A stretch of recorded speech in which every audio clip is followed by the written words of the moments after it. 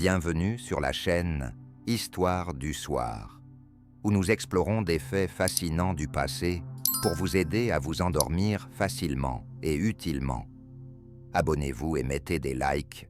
À la fin de notre leçon, un sommeil profond vous attend. Fermez les yeux et commençons notre voyage dans l'histoire. Lorsque nous examinons la carte du monde, les frontières semblent naturelles et stables. Cependant, dans l'Antiquité, elles ne représentaient pas des lignes nettes, mais plutôt des zones de transition où se rencontraient culture, armée et économie. Pour différentes civilisations, les frontières avaient leur propre signification. L'Empire romain les utilisait pour le contrôle et la protection. Le califat arabe les considérait comme des zones d'influence, tandis que la Chine érigeait d'imposantes fortifications pour démontrer sa supériorité culturelle sur les barbares. L'Empire romain fut l'une des premières civilisations à établir des frontières fixes de manière systématique.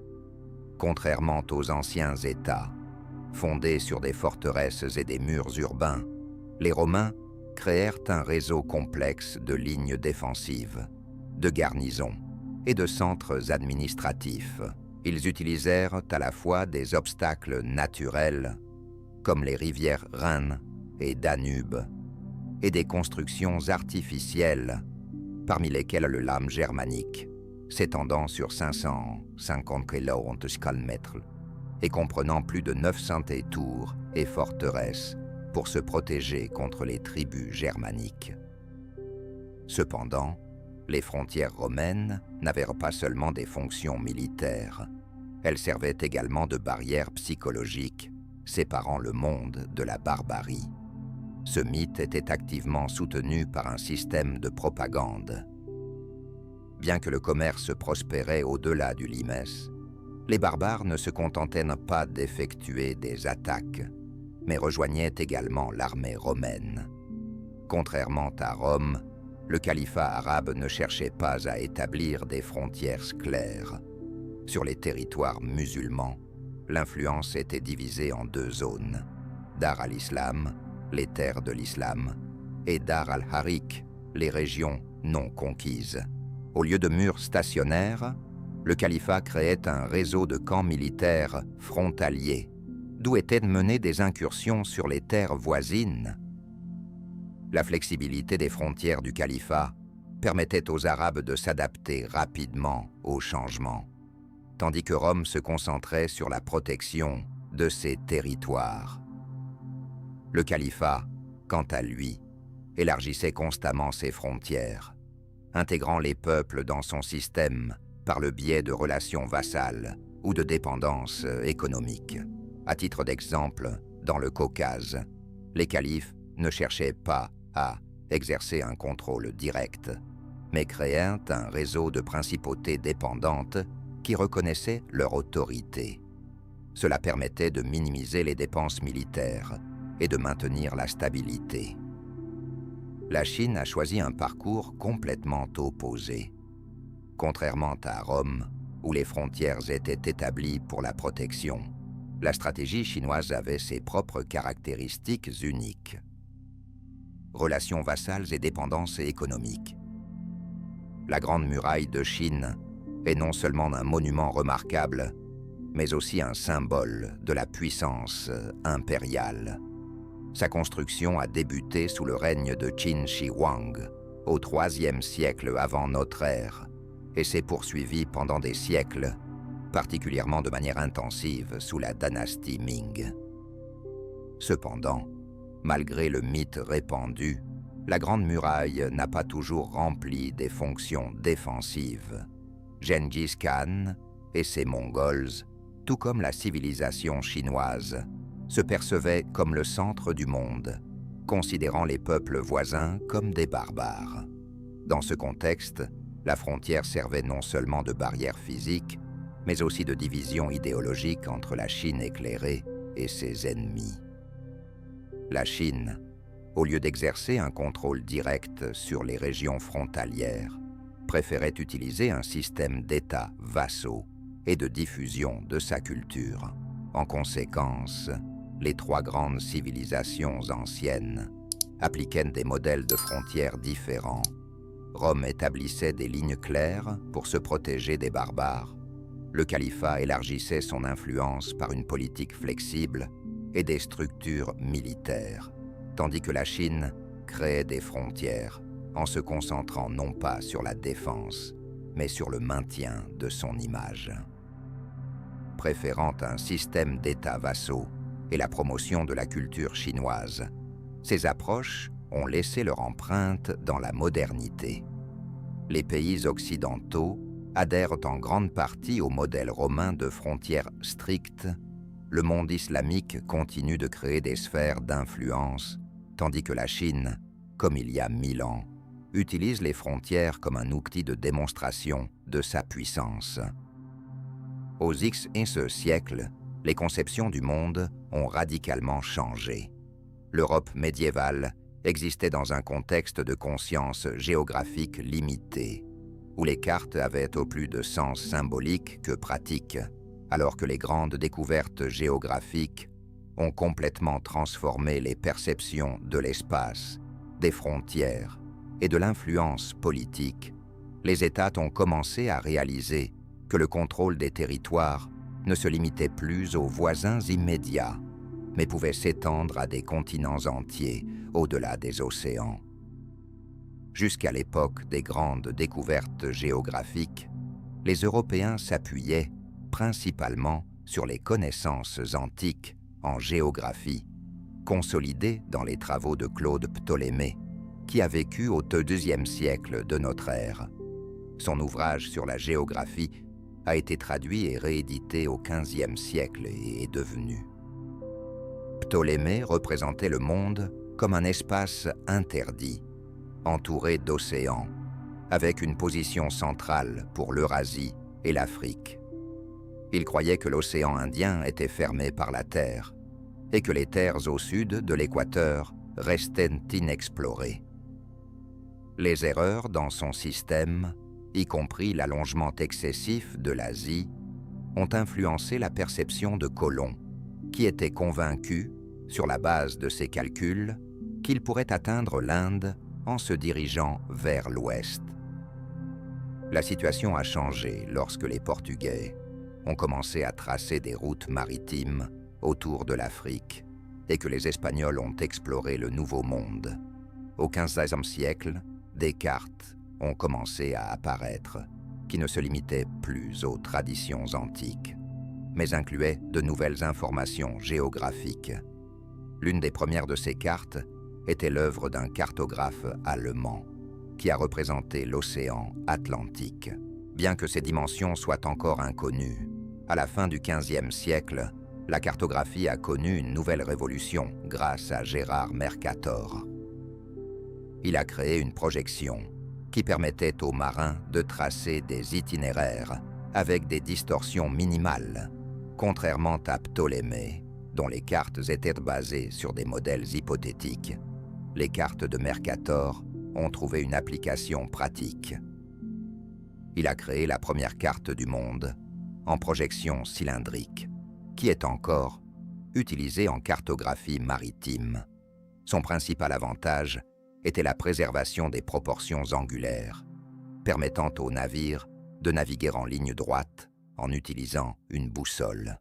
L'Atlas de Mercator, publié à la fin du XVe siècle, a eu une influence significative sur la colonisation. Grâce à lui, des puissances maritimes telles que l'Espagne, le Portugal, les Pays-Bas et l'Angleterre ont pu élaborer des stratégies de navigation efficaces et coordonner leurs efforts pour étendre leurs possessions outre-mer. Cependant, sa projection déformait considérablement les tailles des continents. L'Europe apparaissait beaucoup plus grande qu'elle ne l'était réellement, tandis que l'Afrique et l'Amérique du Sud semblaient plus petites.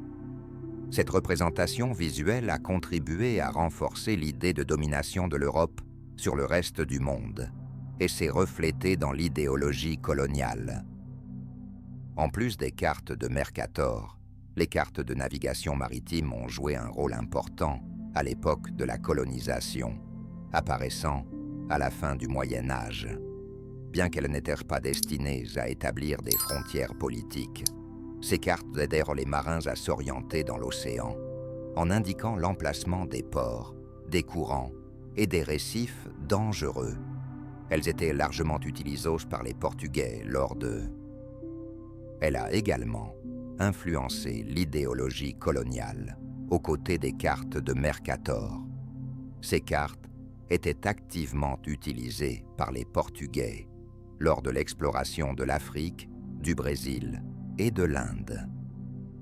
Ainsi, l'époque des grandes découvertes géographiques a transformé à la fois la perception du monde et les méthodes de sa visualisation. Les cartes ont cessé d'être de simples objets scientifiques ou artistiques pour devenir des outils de pouvoir politique et économique. Elles déterminaient à qui appartenait la Terre, quelles frontières existaient entre les empires et quels territoires devaient encore être conquis. Dans ce contexte, la colonisation n'a pas commencé avec des navires, mais avec la cartographie qui offrait aux dirigeants une vision de la manière dont le monde pouvait être changé.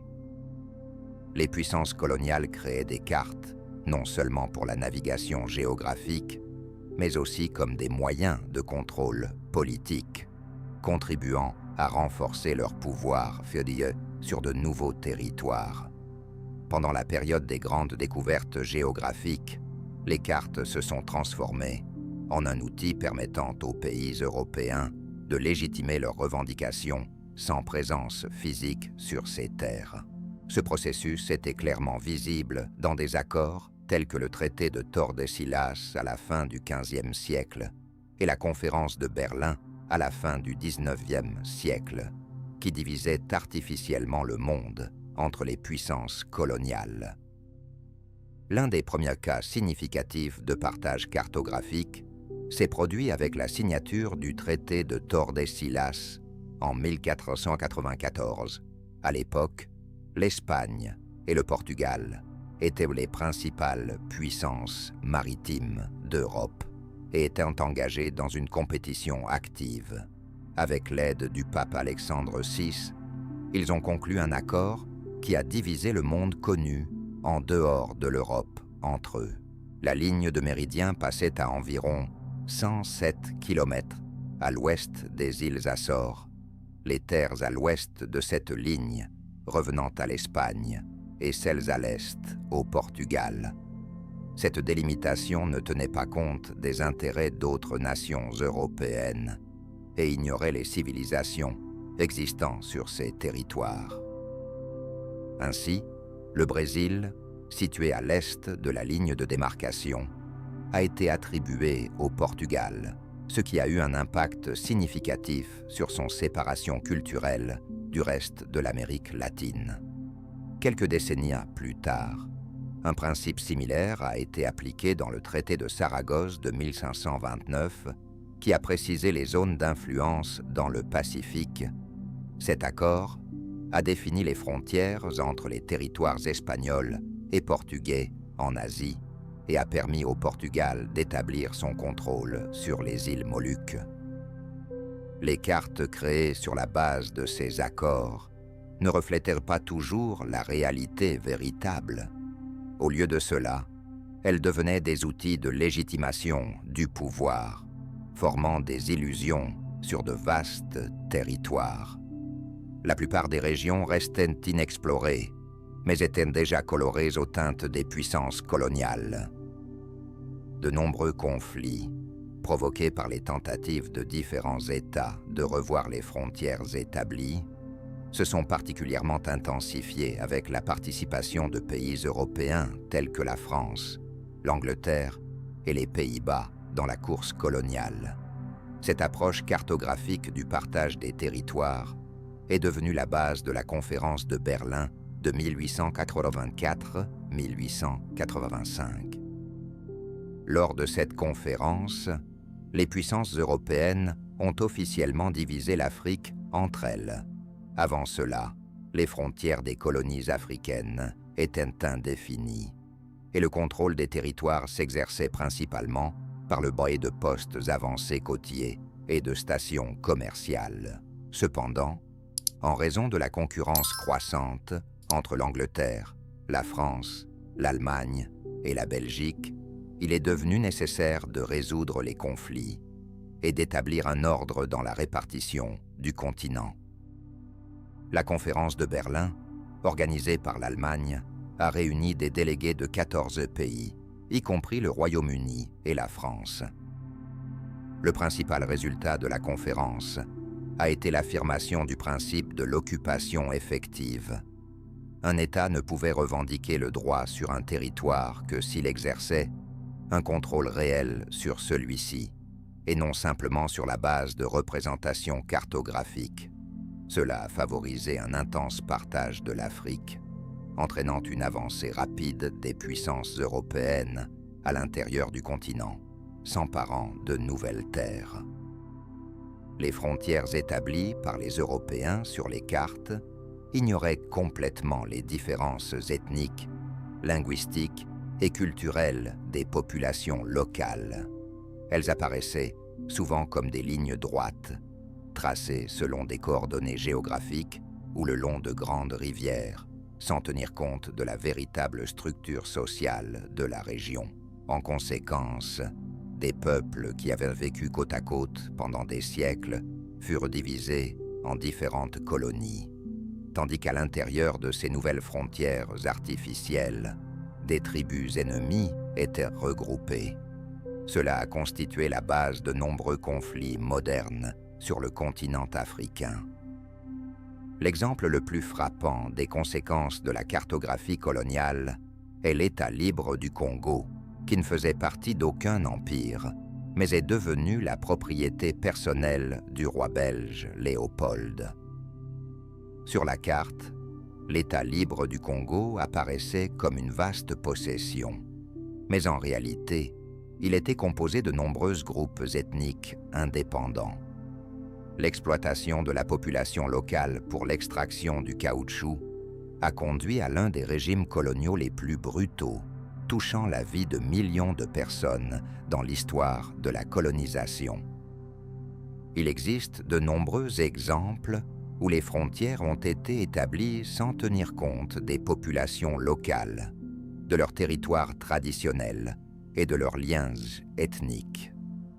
Les puissances européennes, cherchant à affirmer leur contrôle sur de nouvelles terres, traçaient souvent des frontières de manière arbitraire, ignorant la réalité géographique et les intérêts sociaux.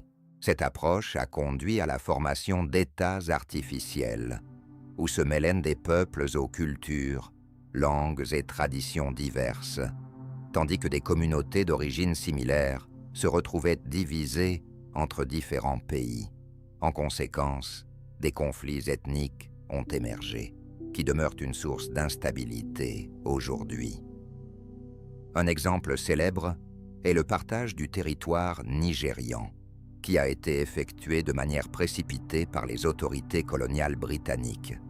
Il existe une phrase célèbre attribuée à... Il existe une phrase célèbre selon laquelle les frontières du Nigeria ont été tracées en un week-end par des fonctionnaires britanniques. À la fin du XIXe siècle, la Grande-Bretagne tentait d'établir un contrôle sur les unités administratives en Afrique de l'Ouest, mais ces frontières ignoraient la diversité ethnique, culturelle et religieuse de la région. En conséquence, des peuples aux modes de vie totalement différents se sont retrouvés au sein d'un même État. Au nord, les peuples musulmans, tels que les Haoussas, prédominaient, leur hiérarchie sociale étant fondée sur des traditions islamiques. Au sud, vivaient les Ibibios et les Igbo, ce qui a conduit par la suite à de multiples conflits. Dans le Nigeria indépendant, devenu un État souverain au milieu du XXe siècle, des crises politiques ont éclaté en raison de la lutte pour le pouvoir entre les régions. Cela a conduit à l'une des guerres civiles les plus sanglantes d'Afrique. la guerre d'indépendance du Biafra, lorsque le peuple Igbos a cherché à se séparer du Nigeria. Ainsi, la frontière tracée par les colonisateurs britanniques, sans tenir compte des circonstances locales, est devenue la base de futurs conflits. Un autre exemple frappant de division artificielle des peuples est la situation des Maasaïs, qui ont été séparés entre le Kenya et la Tanzanie. Les Maasaïs sont un peuple nomade, historiquement habitant les plaines de l'Afrique de l'Est, principalement dans les actuels Kenya et Tanzanie. Leur mode de vie était basé sur l'élevage, et leur structure sociale leur permettait de se déplacer librement à travers de vastes pâturages en fonction des saisons.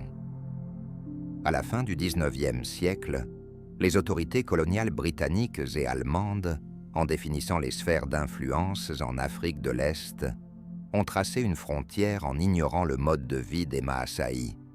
Cette division a créé de graves difficultés pour le peuple, les privant de la possibilité de se déplacer librement entre leurs pâturages traditionnels, car la frontière entre le Kenya et la Tanzanie traversait des terres que les Maasaïs utilisaient depuis des siècles.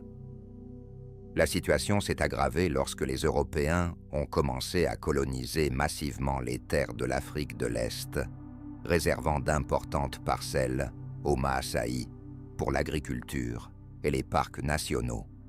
Au Kenya, par exemple, les autorités britanniques ont déplacé des milliers de Maasaïs des territoires fertiles vers des zones moins habitables afin de libérer des terres pour les colons européens.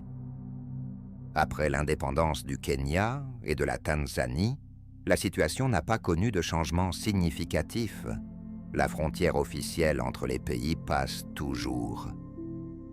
Pour les Maasaïs, les frontières apparaissent comme artificielles, car elles ne correspondent pas à leur mode de vie traditionnel. Des situations similaires se rencontrent à travers toute l'Afrique. Les frontières établies sans tenir compte des peuples locaux ont fragmenté les Touaregs entre plusieurs pays, tels que l'Algérie, le Niger, le Mali et la Libye, ce qui a entraîné des conflits permanents en raison des restrictions sur leurs déplacements. En Afrique de l'Ouest, les peuples Ewe ont été divisés entre le Ghana et le Togo, ce qui a provoqué des tensions politiques. Ces exemples illustrent que les frontières coloniales, établies à la suite d'accords politiques entre les puissances européennes, ne prenaient pas en compte le paysage ethnique et culturel complexe des régions. Cela a contribué à la formation d'États artificiels, ce qui a engendré des conflits qui continuent d'influencer la politique, l'économie et la stabilité sociale de ces pays, même des siècles après le départ des colonisateurs. Les États africains sont encore confrontés à des problèmes dont les racines remontent aux décisions prises par des fonctionnaires européens qui ne disposaient que de cartes et ne comprenaient pas les réalités locales. Et la diversité culturelle des régions. La division du monde entre l'Espagne et le Portugal, consignée dans le traité de Tordesillas, semblait solide, mais en pratique, elle n'a duré que peu de temps. Dès le début du XVe siècle, il est devenu évident que les terres, nouvellement découvertes, se trouvaient au-delà des frontières supposées, et que les puissances maritimes européennes, en pleine expansion, n'avaient pas l'intention de se contenter de la monopole espagnole. La France et les Pays-Bas ont commencé à contester activement cette division, recourant à la piraterie, à la création de compagnies commerciales et à des expéditions militaires, ce qui a conduit à une nouvelle redistribution des territoires en Amérique. L'Angleterre a choisi une stratégie d'exploration concurrentielle, ignorant les revendications espagnoles. Dès le XVe siècle, les corsaires anglais, agissant avec l'approbation de la couronne, attaquaient régulièrement les galions espagnols transportant de l'or. Au début du XVIe siècle, les colons anglais ont commencé à établir leur propre colonie, rejetant les droits espagnols sur l'ensemble de l'Amérique. En 1617, ils ont fondé la Virginie, puis en 1620, Plymouth, qui s'est implanté sur la côte est de l'Amérique du Nord. Plus tard, ils ont étendu leur expansion aux îles des Caraïbes en s'emparant de la Jamaïque aux Espagnols en 1655 et en faisant. La France a suivi une stratégie différente. Au lieu de créer de grandes colonies, comme le faisait l'Angleterre, elle s'est concentrée sur le commerce des fourrures et la formation d'alliances avec les peuples autochtones. Les explorateurs et commerçants français ont exploré les régions intérieures de l'Amérique du Nord, établissant des postes de traite le long du fleuve Saint-Laurent, des Grands Lacs et du fleuve Mississippi. À la fin du siècle, les Français avaient acquis d'importants territoires. Les Hollandais, disposant d'une puissante flotte et de ressources financières suffisantes, cherchaient à affirmer leur influence dans la région des Caraïbes. Dans la première moitié du siècle, ils ont brièvement conquis le nord-est du Brésil, établissant la colonie de Nouvelle-Hollande, importante pour la production de sucre. Cependant, ils n'ont pas réussi à maintenir ce territoire. En 1654, les Portugais ont mené une révolte réussie et ont récupéré les terres perdues. Par la suite, les Hollandais ont occupé une position clé dans l'agriculture de plantation du bassin des Caraïbes. La concurrence pour les territoires a favorisé la création d'un système de gestion unique où aucun État ne pouvait exercer un contrôle total sur la région, et les îles changeaient souvent de propriétaire. Cela a été réalisé en 1954. En fin de compte, une mosaïque de colonies s'est formée. Les Anglais contrôlaient la Barbade et la Jamaïque, les Français, Haïti et la Martinique, tandis que les Hollandais, Curaçao. D'autres puissances européennes non seulement contestaient ce monopole, mais créaient également leurs propres empires coloniaux, modifiant radicalement la carte du Nouveau Monde. Le conflit pour la possession de l'Amérique entre les États européens a conduit à de nombreuses guerres, à des affrontements diplomatiques et à des changements constants de frontières. Le bassin des Caraïbes est devenu l'une des régions les plus tendues, où se croisaient les intérêts de l'Espagne, de l'Angleterre, de la France et des Pays-Bas. Chaque île de cette zone avait une importance stratégique. Le contrôle de celle-ci garantissait l'accès à des plantations lucratives de sucre, de tabac et d'autres biens précieux, ainsi que la domination sur les routes commerciales. La concurrence entre les puissances européennes était souvent accompagnée de conflits armés. L'un des conflits les plus significatifs ayant influencé l'équilibre colonial en Amérique fut la Deuxième Guerre anglo-hollandaise, qui s'est déroulée de 1665 à 1667. L'Angleterre et les Pays-Bas se disputaient des colonies dans diverses régions, y compris les Caraïbes et l'Amérique du Nord. En conséquence, cela permettait de contrôler les routes commerciales. Ce conflit s'est terminé par la signature du traité de Breda, selon lequel l'Angleterre a conservé New York, anciennement appelée Nouvelle-Amsterdam, tandis que les Pays-Bas ont renforcé leur influence au Suriname, devenu un centre important de l'agriculture de plantation.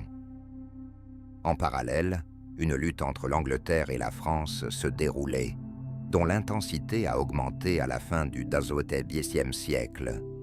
Les îles de la Martinique et de la Guadeloupe sont devenues à plusieurs reprises le théâtre de combats entre Français et Anglais, leur contrôle continuant à changer au XVIIIe siècle. Ces conflits impliquaient souvent des corsaires qui attaquaient les colonies ennemies. Un facteur important dans l'affaiblissement du monopole espagnol fut les guerres de succession d'Espagne. Au début du XVIIIe siècle, après la mort du roi Charles II en 1701, une lutte pour le trône espagnol s'engagea, impliquant l'Angleterre, la France, les Pays-Bas et l'Autriche. En conséquence de ces guerres, l'Espagne perdit une partie de ses colonies en Amérique. L'Angleterre obtint le droit de pratiquer la traite des esclaves dans les colonies espagnoles et renforça considérablement son contrôle sur les îles d'Antigua et de Saint. Malgré les pertes, la France a réussi à maintenir une influence significative dans la région des Caraïbes, en particulier à Haïti, qui est devenue l'une des colonies les plus rentables du monde grâce à la production massive de sucre. Cependant, l'exploitation brutale des esclaves a déclenché la révolution haïtienne à la fin du XVIIIe siècle, ce qui a finalement conduit à la perte du contrôle de la France sur l'île. En fin de compte, malgré les guerres et les accords diplomatiques, les puissances européennes n'ont pas réussi à établir un équilibre stable des forces en Amérique. Chaque guerre en Europe avait des répercussions sur les colonies, dont l'économie dépendait de plus en plus du commerce international et de l'exploitation des ressources naturelles. Ce système instable a par la suite favorisé l'indépendance de nombreuses colonies et a ouvert un nouveau chapitre dans l'histoire de l'Amérique. L'exploration de l'Amérique par les puissances européennes n'a pas toujours été couronnée de succès. Il y avait de nombreux empires coloniaux connus qui ont laissé leur empreinte dans l'histoire. Mais il y a également eu des projets infructueux qui n'ont jamais réussi à s'établir. Certaines colonies ont cessé d'exister en raison de leur faiblesse militaire et de la concurrence. L'exploration de l'Amérique par les puissances européennes n'a pas toujours été réussie. Certaines colonies ont souffert d'un manque de ressources et de conditions défavorables, tandis que d'autres se sont soldées par des catastrophes financières, sapant les économies de leur métropole. Parmi ces expériences coloniales oubliées figurent l'Antarctique français au Brésil, la Nouvelle-Suède en Amérique du Nord et l'ambitieuse mais infructueuse Antarctique. L'Antarctique a été l'une des premières tentatives de la France de s'établir en Amérique du Sud. Au milieu du XVIe siècle, fuyant les persécutions religieuses, un groupe de colons français débarqua en 1155 sur la côte de l'actuel Brésil et fonda une colonie sur l'île de Vélion, non loin de l'actuel Rio de Janeiro. Un plan a été élaboré pour créer une forteresse et un centre commercial afin de résoudre les problèmes rencontrés. La colonie faisait face à un manque de nourriture et à des conflits avec les tribus indiennes locales. De plus, le Portugal, considéré comme un concurrent, a conquis et détruit la colonie française en 1160, après quoi les chances de succès des Français au Brésil ont été définitivement compromises. Une autre colonie, intéressante mais peu connue, fut la Nouvelle-Suède, fondée en Amérique du Nord. Le texte fourni manque de contenu significatif et de substance complète. Veuillez préciser ou fournir un paragraphe complet pour la traduction. En 1638, des colons suédois arrivèrent sur le territoire de l'actuel Delaware, où ils fondèrent la ville de Fort Christina. Bien que la colonie fût petite, elle avait une importance stratégique, étant située à la croisée des routes commerciales. L'objectif principal des Suédois était de développer le commerce des fourrures avec les tribus locales. Et pendant un certain temps, la Nouvelle-Suède prospéra réellement. Les Suédois ne purent rivaliser avec les Hollandais plus puissants qui contrôlaient la Nouvelle-Amsterdam, aujourd'hui connue sous le nom de New York. En 1655, les Hollandais, sous le commandement du gouverneur Pater Stuyvesant, les forcèrent à capituler. Bien que la Nouvelle-Suède n'ait duré que 17 ans, elle a réussi à laisser une empreinte culturelle dans la région, et certains noms de famille et traditions ont encore des origines suédoises. Le projet colonial le plus ambitieux mais raté fut la tentative écossaise de fonder une colonie au Panama, connue sous le nom de Darien. Cette aventure est considérée comme l'un des épisodes les plus dramatiques de l'histoire de l'Écosse. À la fin du XVIIe et XVe siècle, l'Écosse, restant un État indépendant, cherchait à accroître son influence économique pour rivaliser. En 1688, les Écossais envoyèrent une expédition au Panama, où ils fondèrent le peuplement de Nouvelle-Calédonie. Leur intention était de créer une route commerciale entre les océans Pacifique et Atlantique, afin de fournir une alternative au contrôle espagnol sur l'isthme de Panama. Cependant, la colonie fut confrontée à de graves difficultés. Le climat chaud et humide, les maladies, le manque de nourriture et les conflits avec les Espagnols entraînèrent la mort de la plupart des colons, victimes de la malaria et de l'épuisement. En 1700, les restes de la colonie furent évacués et le projet se solda par un échec financier, laissant l'Écosse dans une situation précaire en raison des investissements considérables dans l'expédition. La crise économique fut l'une des raisons du lien politique entre l'Écosse et l'Angleterre en 1707, ce qui conduisit à la formation de la Grande-Bretagne. Ces exemples montrent clairement que la colonisation de l'Amérique n'a pas toujours été couronnée de succès. Même les grandes puissances ont connu des échecs, tandis que les pays plus petits peinaient souvent à rivaliser avec l'Espagne, l'Angleterre, la France et les Pays-Bas. Des conditions défavorables, des maladies, des menaces militaires et des difficultés financières constituèrent de sérieuses barrières pour de nombreux projets coloniaux. Néanmoins, même leur existence éphémère a laissé une empreinte significative dans l'histoire et a influencé le destin des États qui les ont fondés. La colonisation a considérablement modifié la carte linguistique de l'Amérique en faisant l'une des plus complexes et variées au monde.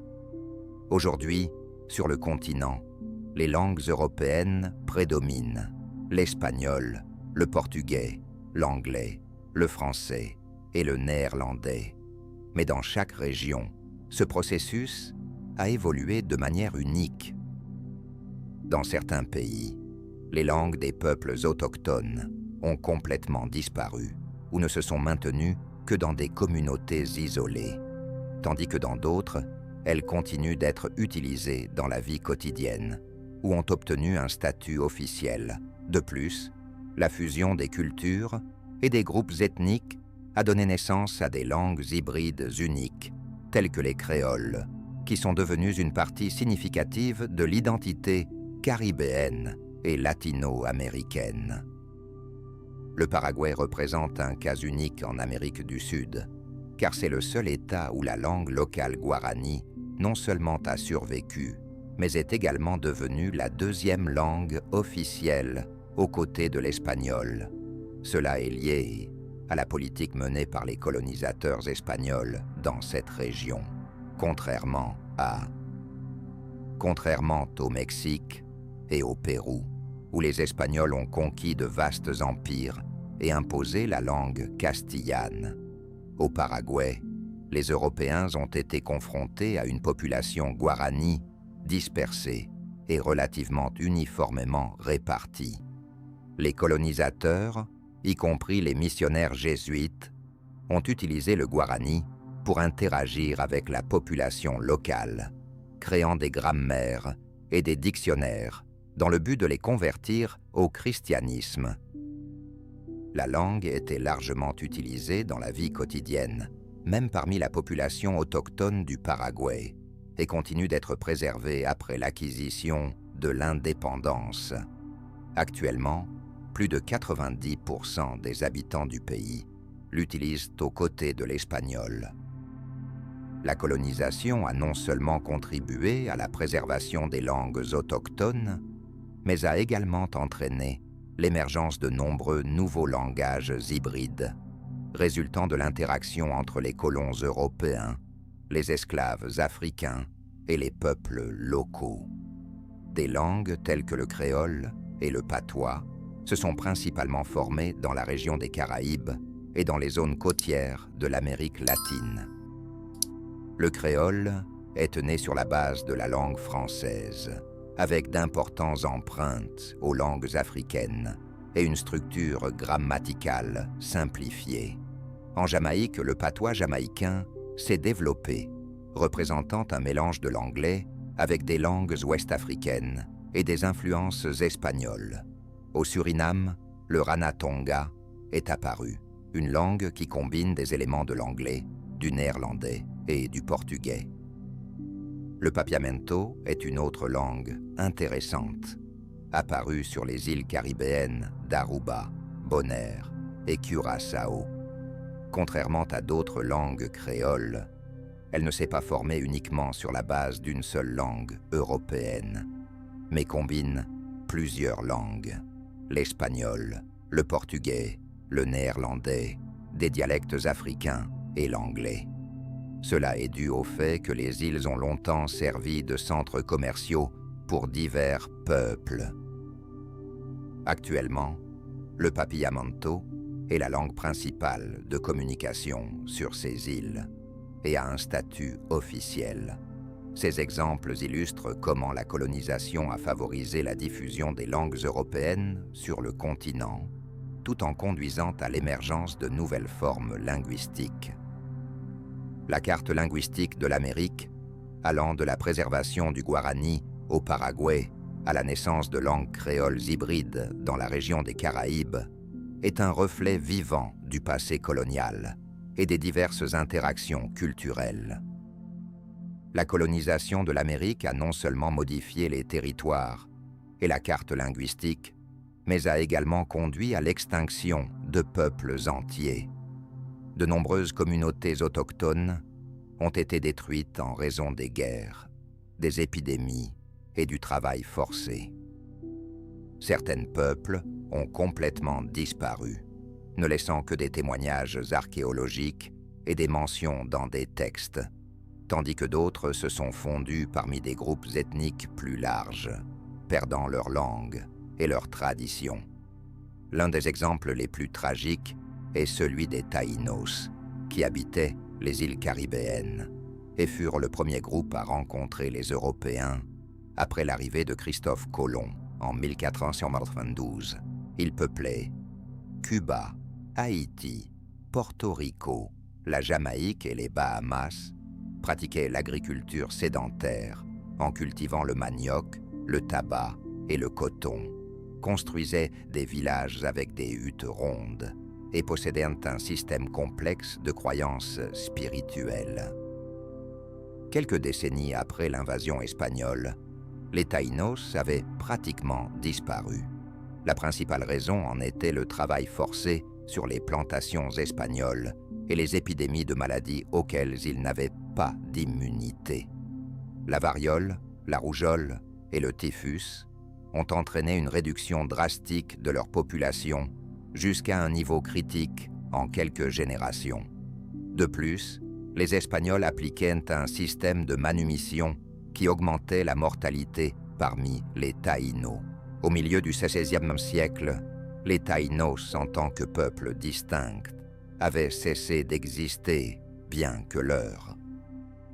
Le destin des peuples autochtones de la Terre de Feu, vivant à l'extrême sud de l'Amérique du Sud, s'est déroulé de manière similaire.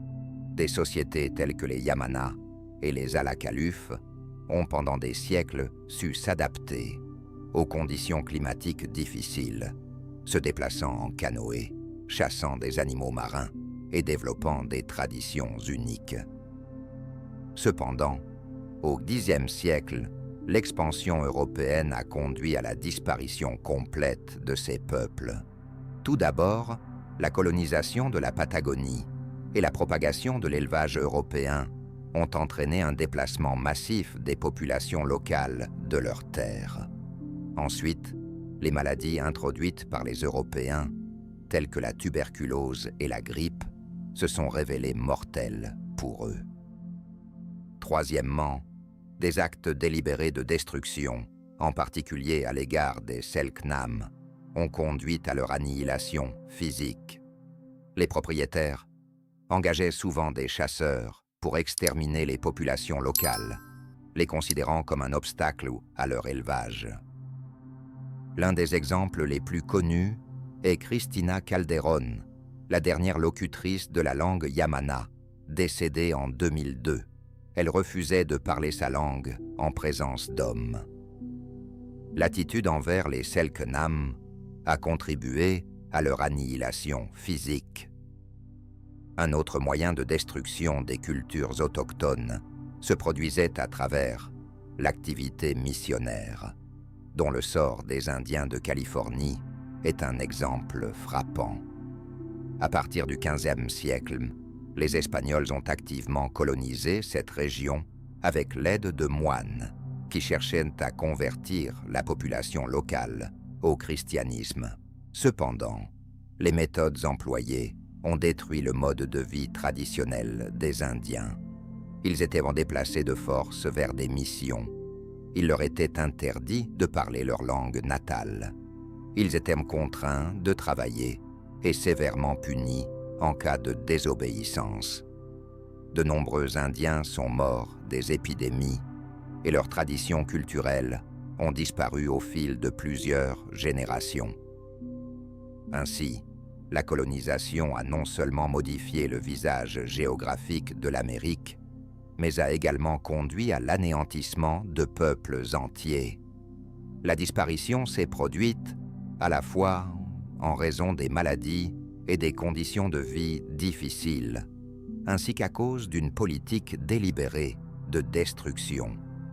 Même ceux qui ont survécu ont souvent perdu leur langue, tradition et singularité, devenant des victimes de l'assimilation culturelle qui a duré jusqu'au XXe siècle.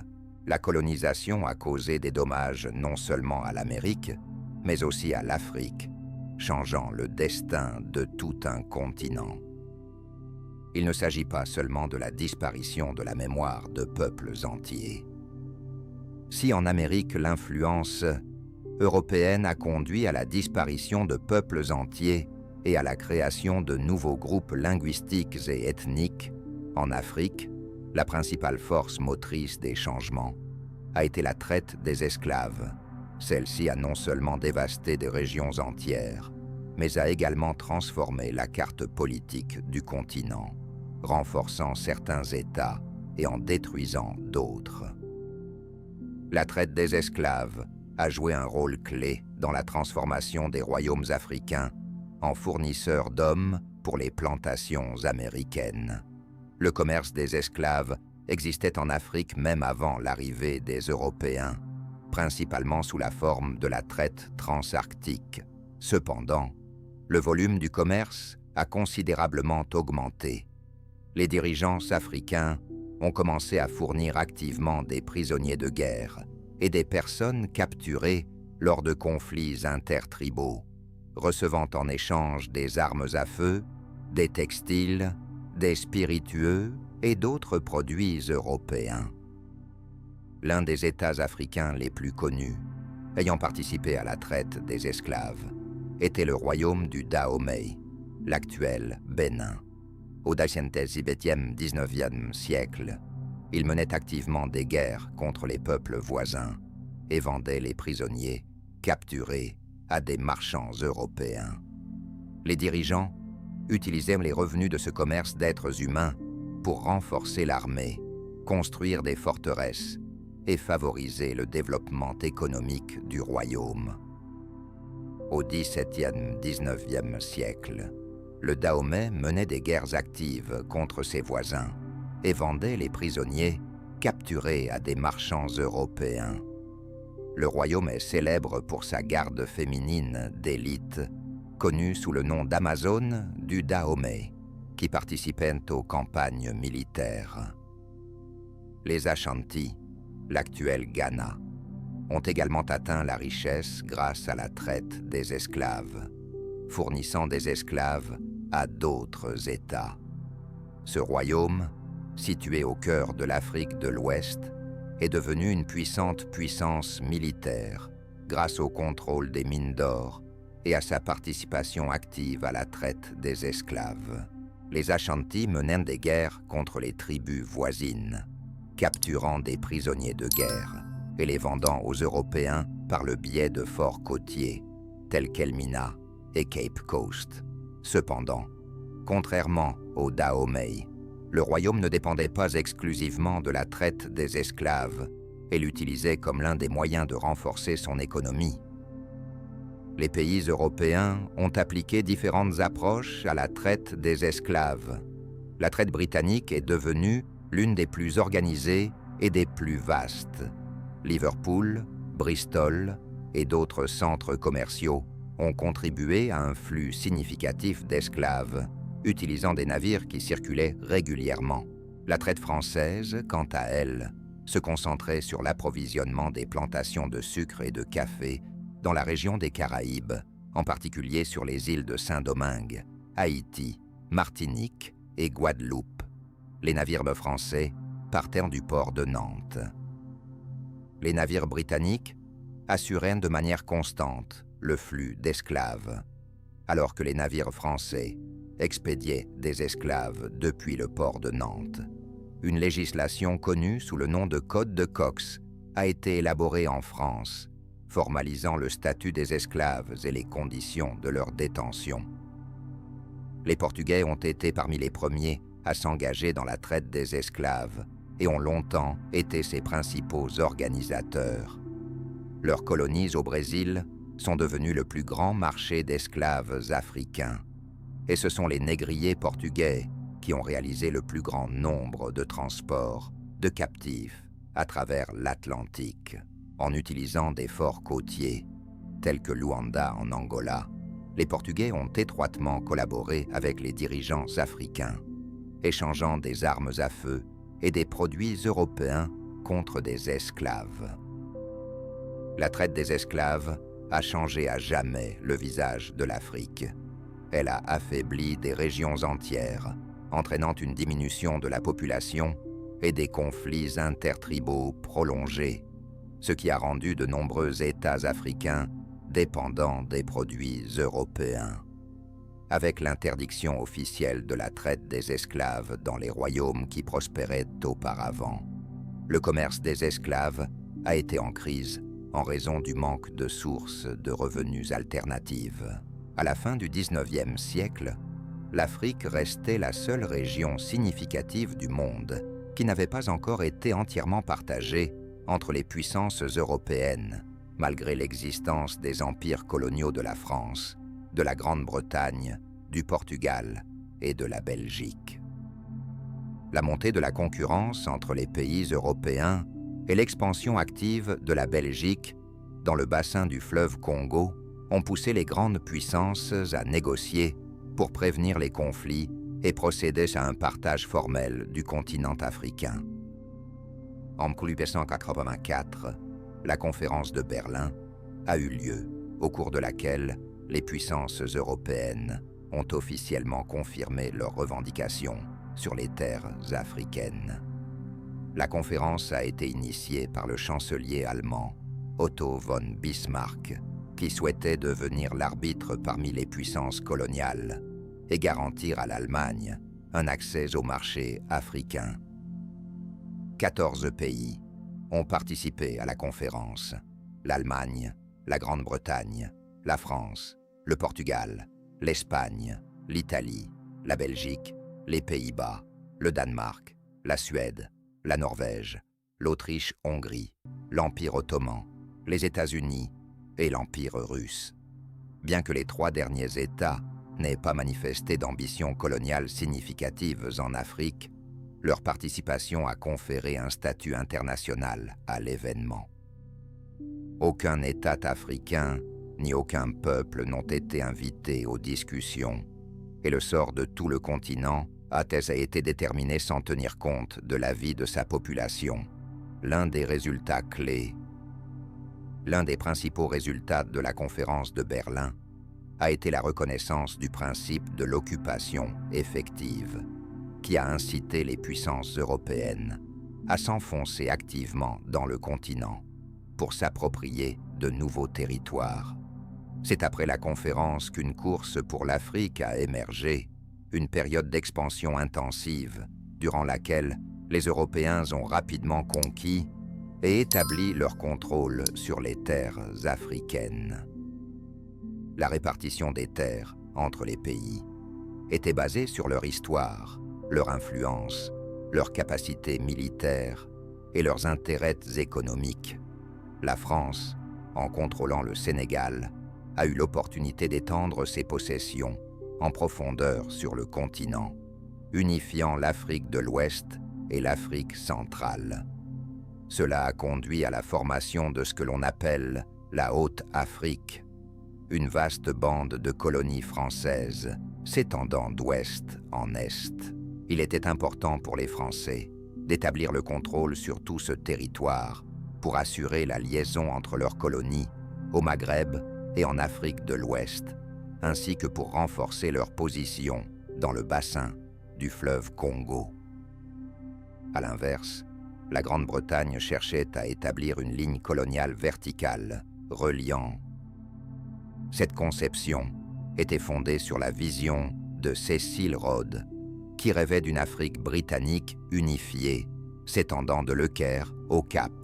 La Grande-Bretagne visait à contrôler le Soudan, le Kenya, l'Ouganda, la Rhodésie, aujourd'hui la Zambie et le Zimbabwe, et l'Afrique du Sud, afin de créer un espace continu sous son administration. Cependant, ce projet a été confronté à des obstacles de la part de l'Allemagne, qui a renforcé ses positions en Afrique de l'Est, ainsi qu'à l'expansion française au Soudan, ce qui a finalement conduit à la crise de Fashoda en 1898, bien que l'Allemagne ne possédait pas de colonies significatives avant la conférence. Elle a profité de la situation pour s'approprier des territoires en Afrique de l'Est, l'actuelle Tanzanie, en Afrique du Sud-Ouest, l'actuelle Namibie, ainsi qu'au Togo et au Cameroun, ce qui lui a permis de se faire une place parmi les grandes puissances coloniales. Bien que les colonies allemandes n'aient pas atteint la même importance que les possessions de la Grande-Bretagne et de la France, la conférence de Berlin a permis, par l'intermédiaire du roi Léopold II, de reconnaître ses revendications sur le territoire du bassin du fleuve Congo. Au lieu de... Cela a conduit à la création de l'État indépendant du Congo, l'un des régimes les plus cruels de l'histoire de la colonisation, où la population locale est devenue victime de massacres et d'exploitation pour la production de caoutchouc. Ainsi, la conférence de Berlin a non seulement légitimé les guerres civiles et l'instabilité en Afrique, mais ses décisions, prises en 1885, continuent d'influencer le destin du continent jusqu'à aujourd'hui. Le partage de l'Afrique lors de la conférence de Berlin a facilité la rapide appropriation du continent par les puissances européennes, mais l'exemple le plus terrifiant de la domination coloniale fut le Congo belge. Contrairement aux autres colonies, le territoire du bassin du fleuve Congo est devenu la propriété personnelle du roi des Belges, Léopold II, qui l'a transformé en une entreprise privée visant à une exploitation brutale des ressources naturelles et de la population locale. Au cours de plusieurs décennies de son règne au Congo, selon différentes estimations, entre 5 et 10 millions de personnes ont péri, ce qui fait de cette période l'un des actes de violence les plus massifs de l'histoire.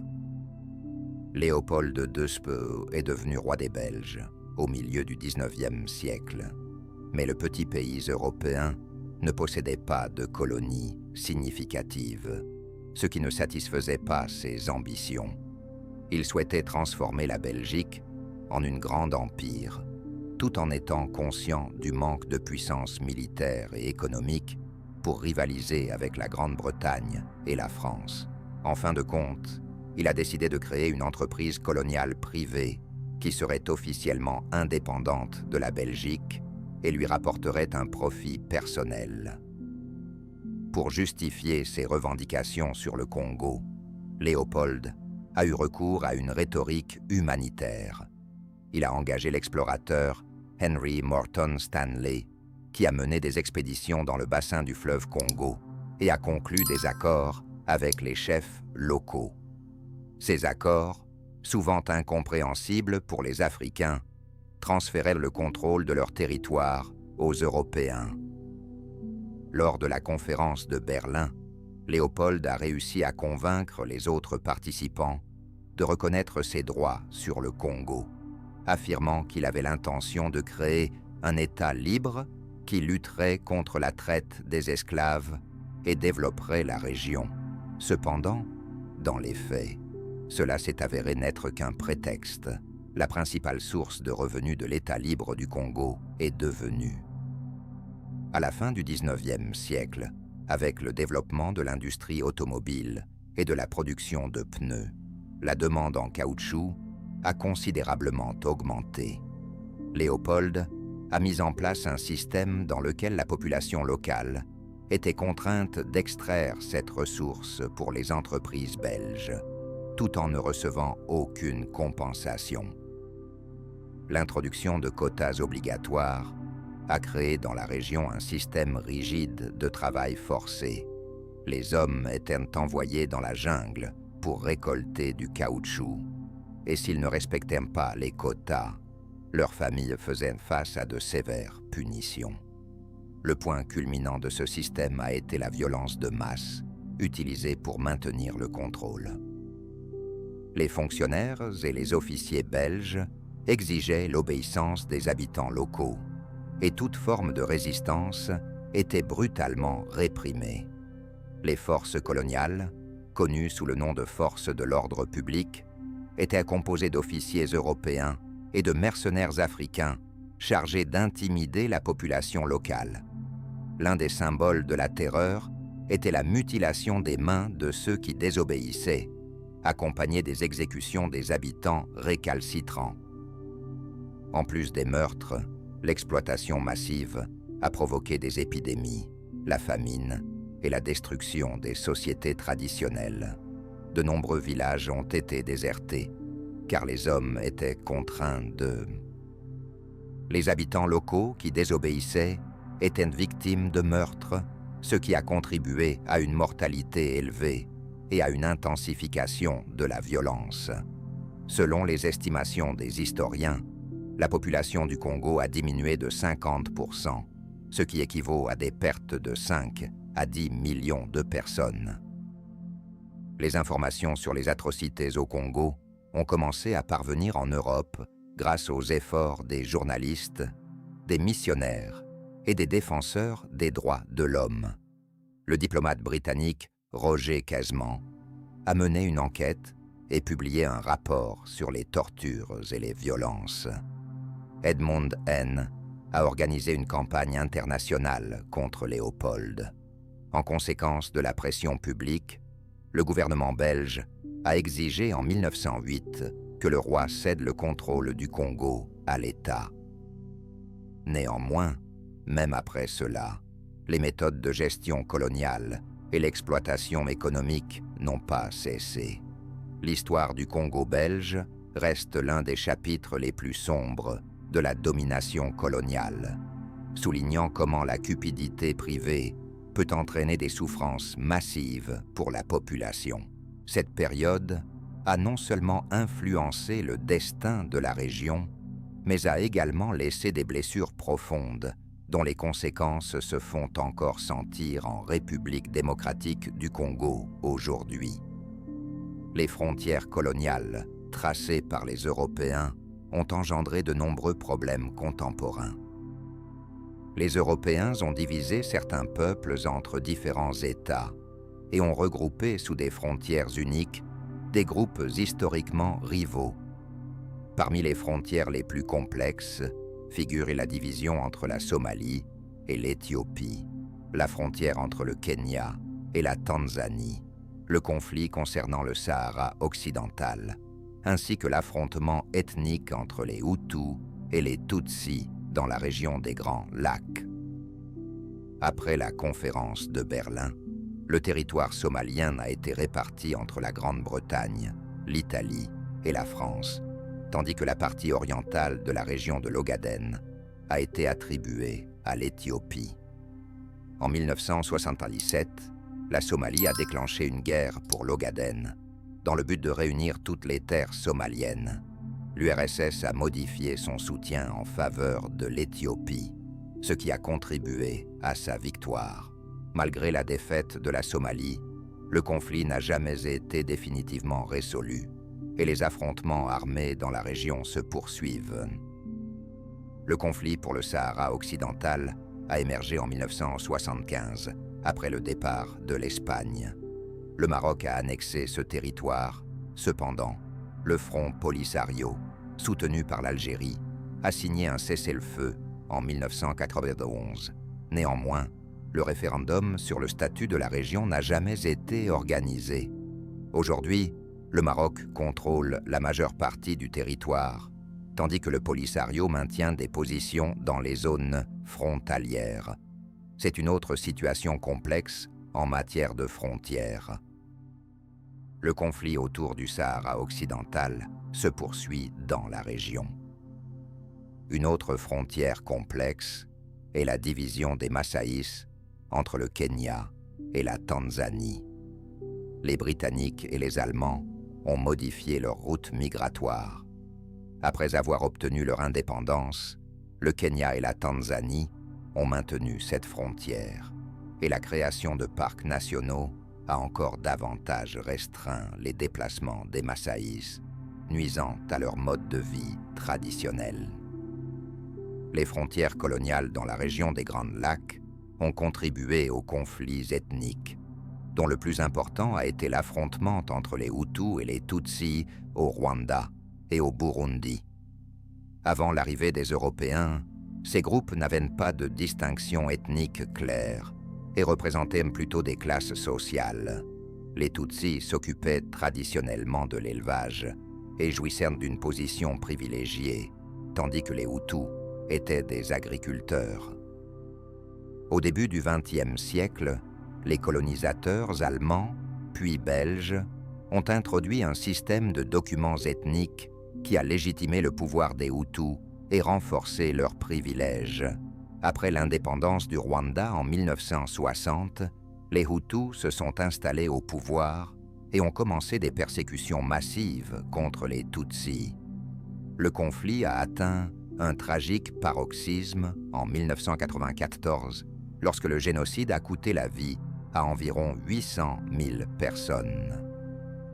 Au Burundi, où vivent également des Hutus et des Tutsis, le génocide a pu être évité, mais le pays a connu des crises politiques et des purges ethniques pendant de nombreuses décennies. L'héritage de la période coloniale, lorsque les Européens ont artificiellement accentué les différences ethniques, demeure l'une des principales causes de l'instabilité régionale. Après avoir établi leur contrôle sur les territoires africains, les puissances européennes ont commencé à transformer activement les villes, les transformant en centres administratifs, commerciaux et militaires. Les métropoles coloniales étaient créées pour répondre aux intérêts des métropoles, assurer une logistique efficace pour l'exportation des ressources et démontrer le pouvoir des colonisateurs. En conséquence, de nombreuses villes africaines ont acquis une apparence architecturale européenne. Rues droites, larges boulevards et quartiers réservés aux Européens. Le modèle d'urbanisation français reposait sur l'idée d'assimilation, ce qui a conduit à ce que les villes coloniales devaient ressembler à des villes françaises. Dakar, aujourd'hui au Sénégal, et Abidjan en Côte d'Ivoire sont devenus des exemples de cette approche. Dakar, qui était depuis le début du XXIe siècle le centre administratif de l'Afrique occidentale française, a été embellie par de larges boulevards, caractéristiques de Paris, une architecture néoclassique et de grands bâtiments gouvernementaux. Dans les villes françaises, des quartiers européens distincts se formèrent avec une infrastructure bien développée, tandis que les Africains vivaient dans des zones surpeuplées en périphérie. Abidjan, devenu un important port de la France en Afrique, a reçu dans les années 50 le surnom de « Paris des tropiques » grâce à son architecture moderne et à ses quartiers d'affaires. La France a activement investi dans l'infrastructure, construisant des ponts, des quais et de larges rues. Mais les habitants locaux avaient pratiquement aucun accès à ces aménagements. Les autorités se sont également concentrées sur la construction de médinas, qui représentaient des quartiers pour la population africaine, ce qui confirmait la politique de ségrégation. Les villes coloniales étaient conçues avec une séparation stricte entre les zones européennes et africaines. À Lagos, au Nigeria, les Britanniques ont créé un port moderne, un quartier d'affaires, des bâtiments administratifs européens et des liaisons ferroviaires avec les régions rurales riches en ressources. Alors que les quartiers africains souffraient de surpopulation, les principaux investissements affluaient vers la ville. Le Cap, fondé par les Néerlandais et ensuite passé sous le contrôle de la Grande-Bretagne, est devenu un exemple de l'urbanisation coloniale britannique. Des quartiers européens y ont émergé avec des bâtiments victoriens caractéristiques, des places aménagées et des parcs verdoyants. Les quartiers africains souffraient de surpopulation, tandis que la ville attirait la majeure partie des investissements.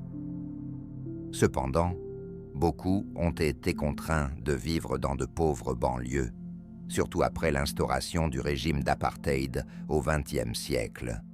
Nairobi, au Kenya, a été initialement fondée comme un point d'appui pour la construction d'une ligne de chemin de fer entre Mombasa et l'Ouganda et était planifiée selon les normes britanniques.